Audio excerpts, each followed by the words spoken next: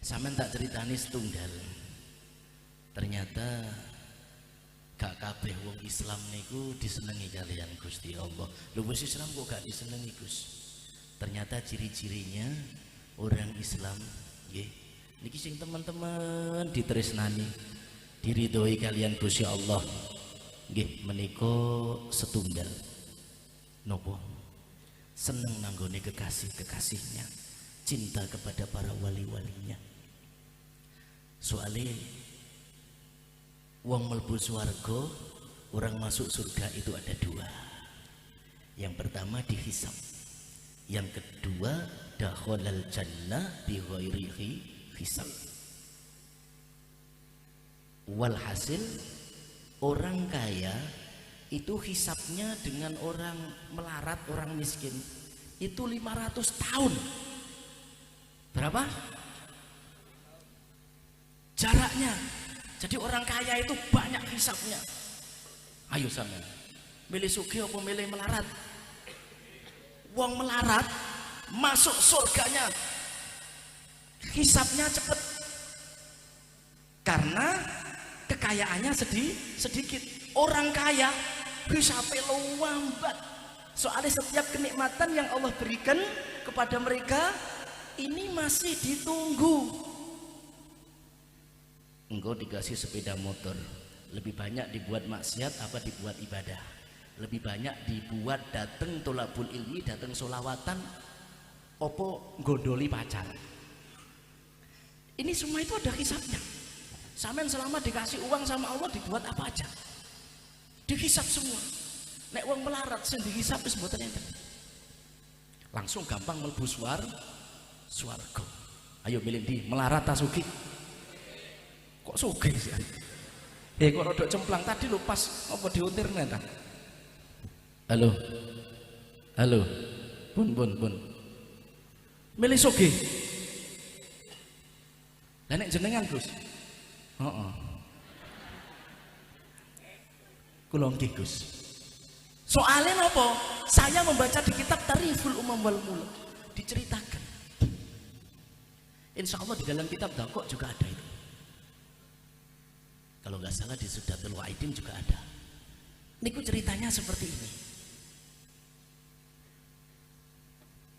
Besok itu di hari kiamat, para wali-wali Allah, para ulama semua mau dimasukkan ke dalam surga, dia berhenti.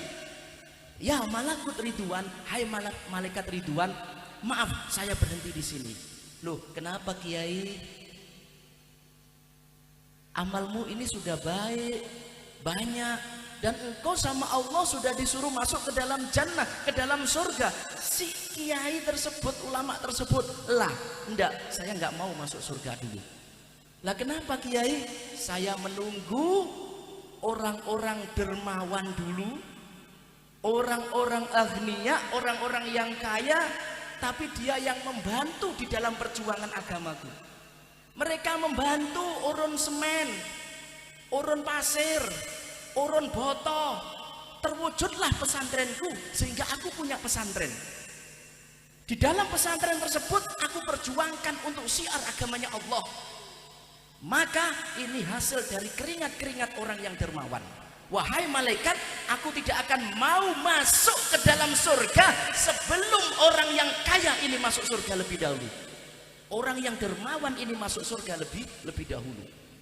Bingung malaikat. Akhirnya malaikat Ridwan bilang kepada Allah, ya Rob, ini sejarah kitab.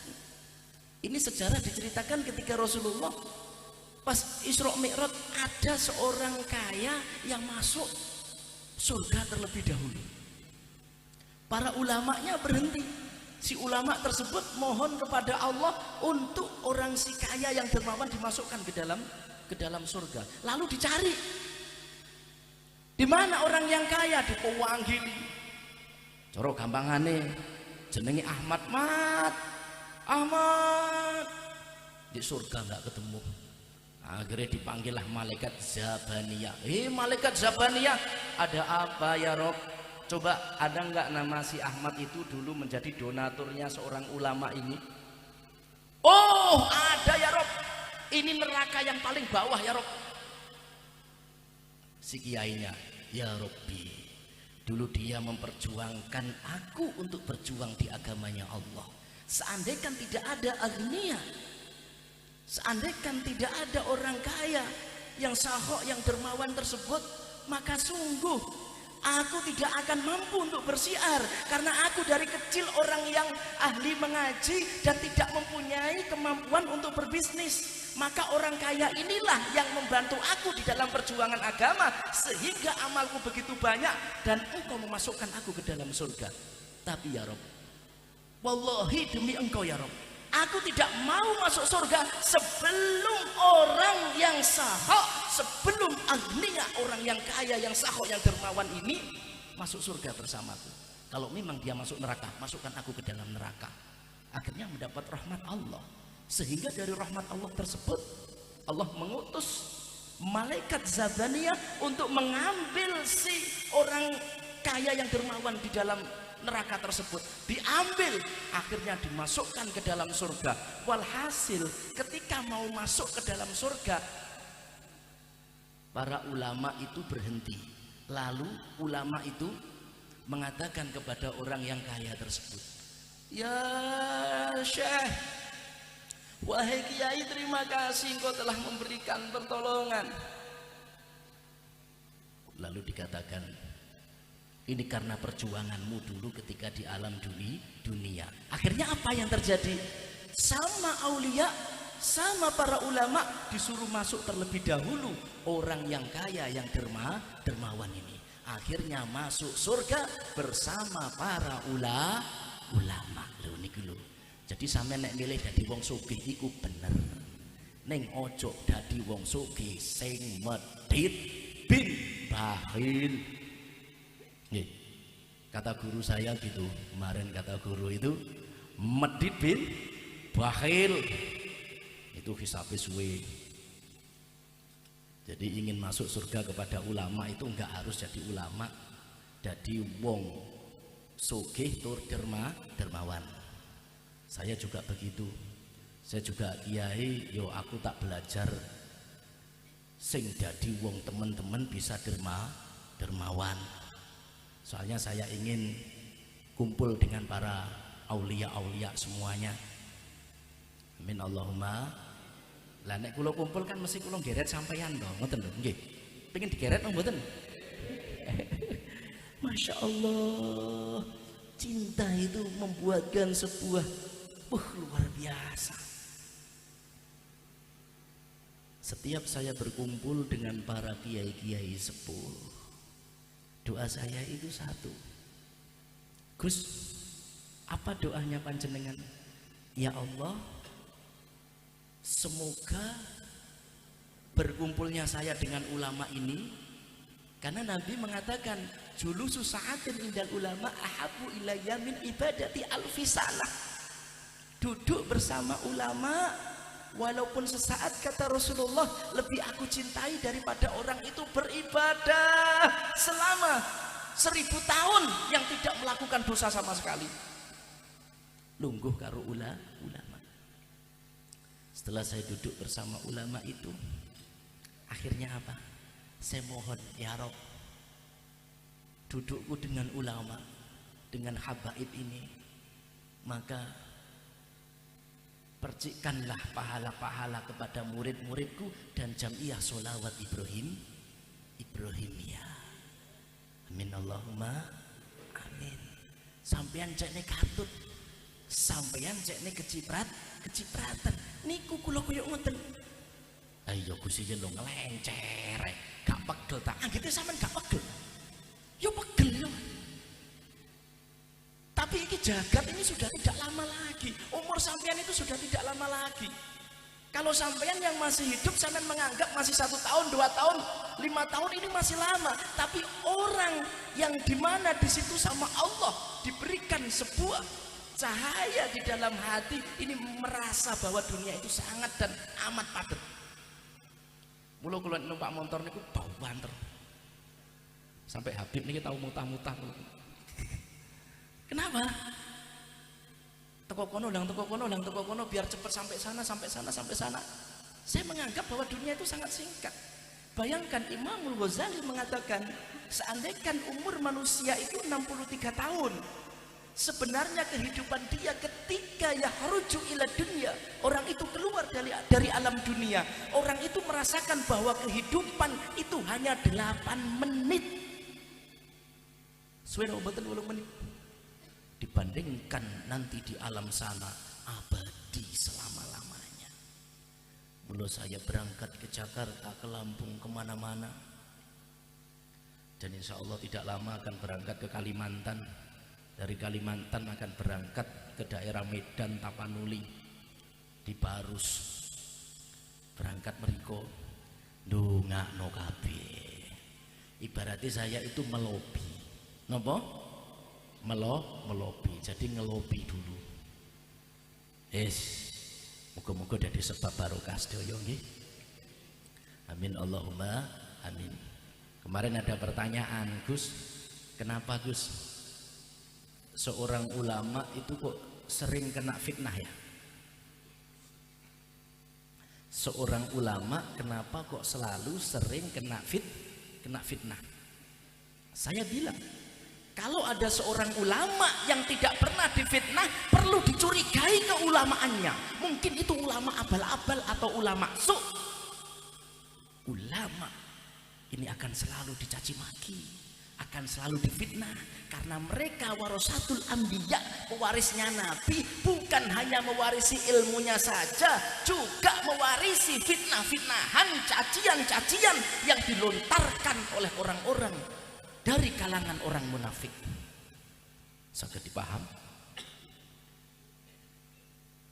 Jadi ketika saya itu kalau nggak mendapatkan fitnah, kalau nggak mendapatkan cacian, saya itu sedih. Loh hak niku.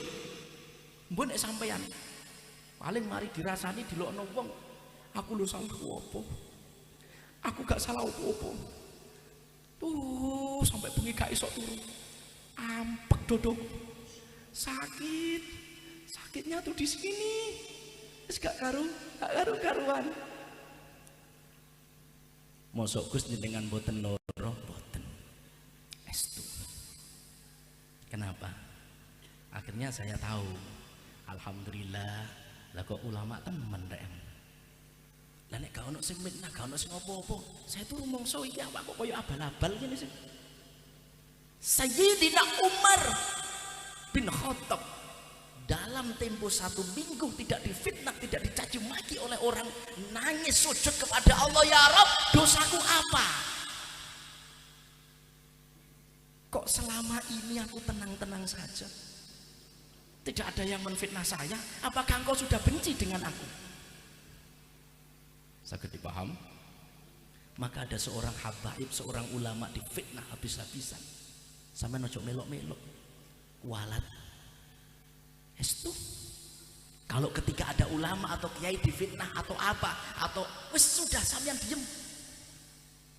Walaupun akhir-akhir ini kita mendengar berita ada pondok pesantren yang melakukan tindakan asusila sampai sebanyak itu yang ada di Jakarta. Mana Jakarta mana itu? Bogor ya? Bogor, Jakarta atau Bandung? Hah? Bandung.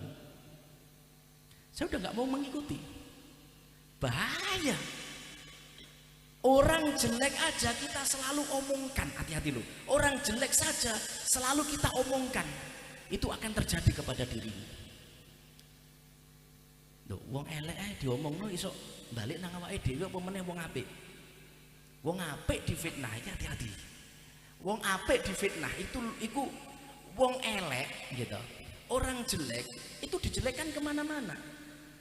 Itu loh malati akan terkena hukum karma yang menyampaikan. Man ayyara akhahu bidambin lam yamut hatta ya'mala. Orang itu tidak akan mati kecuali orang itu akan melakukan seperti apa yang dia omongkan.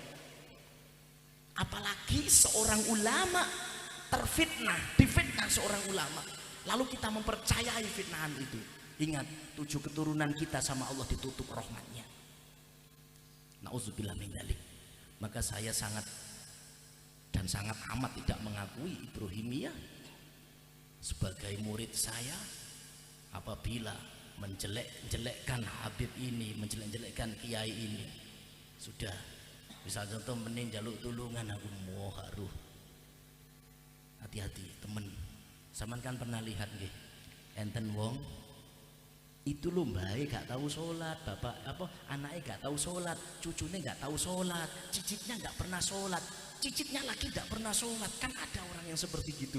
Itu kebanyakan dawuhipun Sayyid Alwi Al-Maliki, itu orang dulu mbah-mbahnya pernah kualat dengan wali Allah, mbah-mbahnya pernah kualat dengan aulia, mbah-mbahnya pernah kualat dengan ulama. Hati-hati kualati ambek ulama. Kalau sampai kita kualat dengan ulama, matinya kita sudah tentu suul khotimah, dan keturunan kita Allah tutup rahmatnya.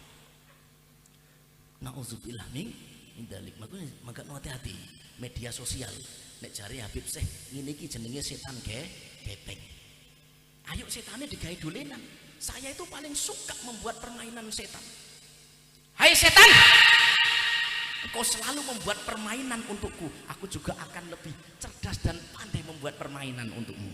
Kula ngoten. Saya itu kadang sholat malam itu luama, sampai nyonya kula sampai istri kula itu wis kapok jamaah kali kula. Jadi jamaah niku sikile gemeter-gemeter. Padahal yo ndak akeh wong cuma 5 juz ya. Ini gemeter-gemeter. Sudah habis kapok saya nggak mau sholat jamaah. Hati-hati. Sholat yang begitu lama kalau tidak tahu ilmunya akan mudah digoda oleh iblis. Pikirannya akhirnya melayang kemana-mana, sehingga yang disembah bukan Allah lagi, melainkan mereka menyembah halusinasi. Gini betul. Kadang-kadang belum gedang, kadang-kadang lama sholatnya, tapi kadang-kadang dia ngoten mandi-mandi, wudhu, persiapan, wah yang minyak wangi, kula lirik, wah setane persiapan kating godho. Karena ketika orang sholat, setan itu selalu pandai bermain di halusinasi kita, sehingga sesembahan kita menghadap wajah kita ke kiblat, menghadap jasad kita ke kiblat, sebenarnya kita sujud dan menghadap ke pasar, ke pabrik, ke jalan, gak karu-karuan. Jadi sing disembah gak jelas. Sembahyang nyembah marang ing pengiran. Salat itu adalah sebagai bentuk ketakwaan kita, sujud kepada Allah. Maka setan itu akan selalu menggoda di situ. Jadi terkadang saya itu buat politik. Politiknya gimana, Gus? Allahu Akbar. Biasanya Alhamdulillahirabbil alamin Ar-Rahmanir Rahim Malik Yaumiddin Iyyaka na'budu wa iyyaka nasta'in. Ngoten niku berusaha untuk konsentrasi terus. Setan sing ayo meneh wayahe anu apa jenenge perjalanan ke sana, ayo saya buang konsentrasi terus. Biasanya ngoten niku mboten kerasa sampai kadang sampai 5 juz sama nyonya. Ini sampai takon ini kita mriki tiyang. Akhirnya jarak 3 harinya lagi wis mandi-mandi bersih, kula lirik, wah setan niku paling siap-siap. Mungkin gak ketok, setane siap-siap paling. Terus akhirnya sholat.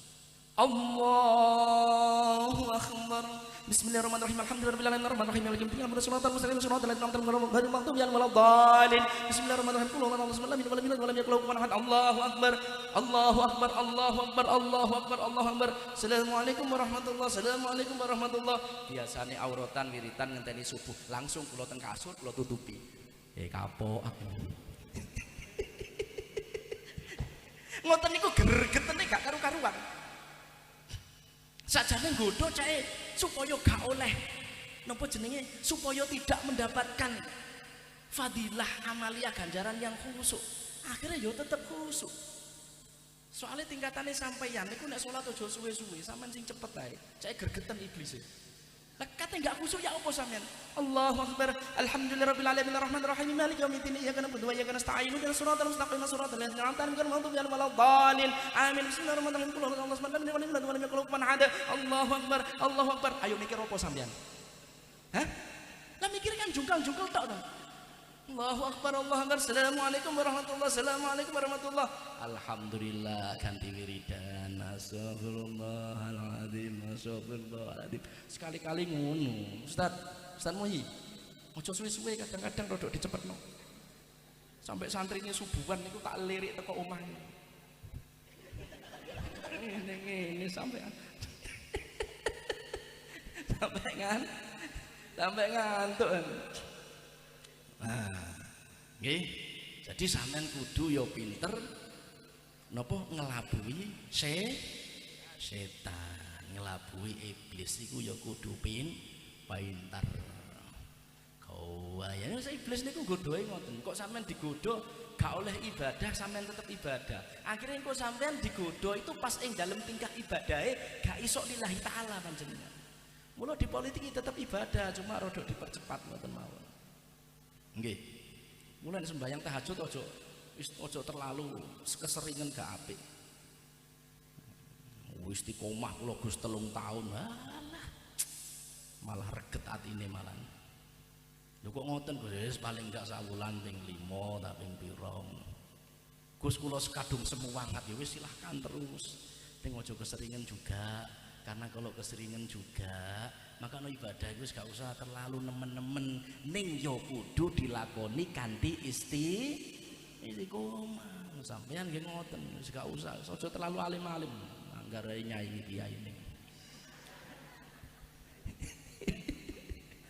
Nggih.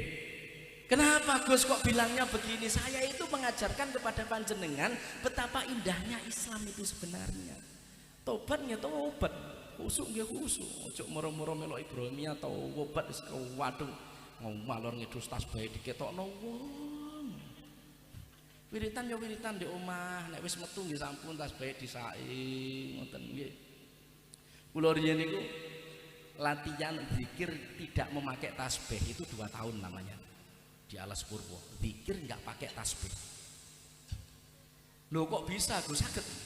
Saya amalan sekitar sholawat Ibrahimiyah 7.000 kali itu nggak pakai tasbih bisa, buatan pakai tasbih bisa. Ya wangel Gus, masuk nggak pakai tasbih bisa karena biasa. Weting trisno jalaran soko, kalau sudah membiasakan itu akan bisa sampean. Gimana Gus cara belajarnya? Saya ingin mencoba. Ya, contoh baca Bismillahirrahmanirrahim 100 kali. Bismillahirrahmanirrahim 1, Bismillahirrahmanirrahim 2, Bismillahirrahmanirrahim 3, Bismillahirrahmanirrahim 4, Bismillahirrahmanirrahim 5, Bismillahirrahmanirrahim 6. Itu sama nggak atik tasbih kira sampai Bismillahirrahmanirrahim serah. Setelah itu sampean itu nggak akan bisa, itu belajar metode. Sampean tidak akan bisa konsentrasi mikir opo-opo sampean. Karena sampean mikir, waduh tuwak pindangku dipangan kucing, lali wisan. Lho piro iki mang wisan? Gak iso. Jadi harus di tempat yang hening. Setelah belajar terus akhirnya sudah kebiasaan, wes gak usah ada kata-kata Bismillahirrahmanirrahim 1, Bismillahirrahmanirrahim 2, itu akan tertata oleh sendiri. Contoh, manusia itu otaknya ada 2, otak kanan dengan otak kiri. Otak kanan itu lebih kepada sosial, otak kiri itu lebih kepada penghayatan hati. Itu otak kiri. Jadi sampeyan tetap bisa berzikir, hatinya nggak putus dengan Allah di saat panjenengan ngomong bersama orang banyak. Tetap bisa berzikir, tapi semuanya harus belajar. Tapi gak usah sampean wis gak patek cerdas malah kesuwen nanti nggih. Jadi wis pokoknya tuku tasbih lho piro tasbih. Wis pakai tasbih wis amalan biasa. Maka para dulur yang dirahmati Allah Subhanahu wa taala, muga-muga kumpulane awake dhewe nggih iso dadi kumpulan donya lan akhirati. Sampeyan-sampeyan semua yang di dalam kehidupan sehari-hari yang difitnah oleh orang atau apapun, sampeyan biarkan, sabar, ikhlas. ketika orang difitnah, ketika orang dicaci maki orang tapi dia tidak bersabar, niki rodok di hati-hati niku dungone gak patek mandi, sabar mau sabar, nek gak kuat ya kaplok ngene lho kok guyu sabar, mboten kula ngajari sabar.